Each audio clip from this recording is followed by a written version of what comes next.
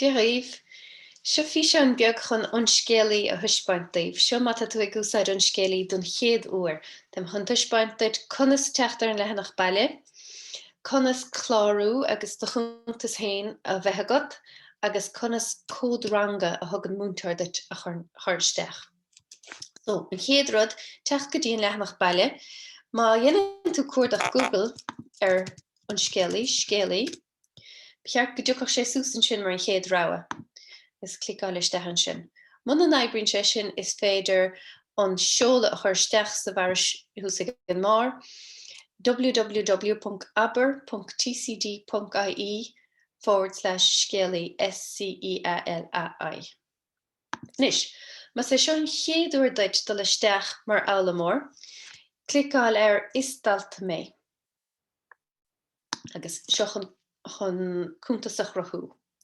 Nis, mulamid de anima úsáideora, mulamid an tanimatá an rolla a úsáid, ag ma chása chuirtha me nasa sí ní híráin, agus cruthaigh pasach sin éon rud is maileat. Agus dainnig, so rud éigean cuineáid tú a rud éigean tú héin.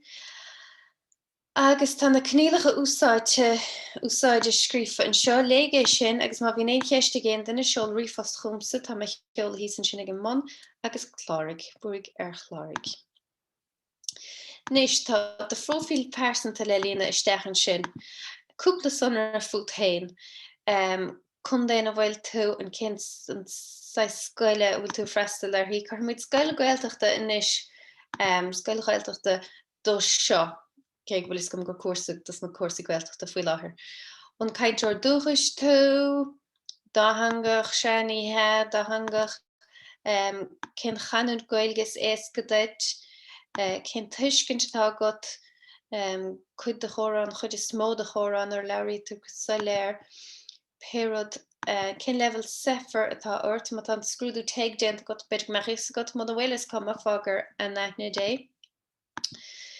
Cleachta ar an ghailge, cé chun minic is sa leabharann tú gailge, gach lá chuir me. Cé leis a bhíonn tú a cainte, mín tú caint díreach le cainteir dúchas, nó le fálamóí a bhain, nó le meascán. Bheithan tú nó an éistin tú leis na man, beidir go bheithan tú an TG cethir, beidir go néistá le réidir na gaeltachta, péirad tá fíor, just chuirsteach, gach lá, nó nis is a ríis, an léinn tú nuachtain, beidir go létha na man, rud éigeantar na man hóisialta nó na papir nuachta, beidir gach seachtainach ní gach lá beidir.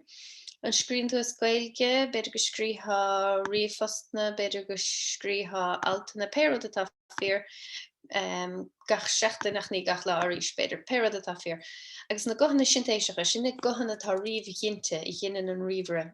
Cloiste ar fud na háitií inis sa bhéarla, má chun tú léir ar cholacht mór gach seans gur le go sintéiseach a bheith tú a caint.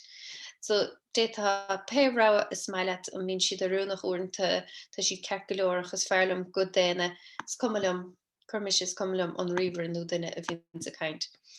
Agus sábhain na sunna. Ní bhíon orta é sin dhéanamh uairháin, agus an sin bíon de chuntas agat. Sin é tá tú chláirithe agus tá de chuntas agat le An Scéalaí, an siimplí.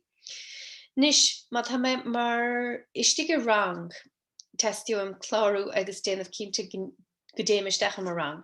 So má écann tú húsan seo ar bhar an scáilein ar dhéis, cinn tú de anim úsáideora, agus má dhéann tú clicáil ar sin, tuairtha sé de chuid sonraí tú, agus is féidir leat de chódrangha a chuirsteach an sin. Faoi ólas fum is féidir leat an tolas persanta sinna ar thuairís mas mai le réamh ach uair bhaint sé déanta go sábhailtar agus bagtar an sinna. An códrangha mar sin, tugann mo bhúntóir an códrangha dom. So thug mo bhúntóir sa an cód KJN chuige cethir dom, mar hapla. Agus muna bhfuil an cód ceart agat, ní aithneoigh an córas é, ach má bhíonn sé ceart agat, chuann sé ceist ar bhaile dul isteach sa rang cáisc fiche héin, agus sin an tanimatá a thug mo bhúntóir sa ar an rang. So deartha me tá mé géirí dul isteach sa rang sin. Dyn me clicáil ar sin, agus sin é tá mé stig éins an rang. Nis feiceigh an múntóir an méid atá dhéanamh agamsa ima chuntas na scéalta atá scríomh agam. So ra mé an sin sús ar chlé go dtí mo chuid scéalta, agus tá mé réig le tusnú ar scéala chuma, tiad le bhuairt dó, lá a hain sesiún a hain mar hampla go mé mar rá canúna agus tusna mélium.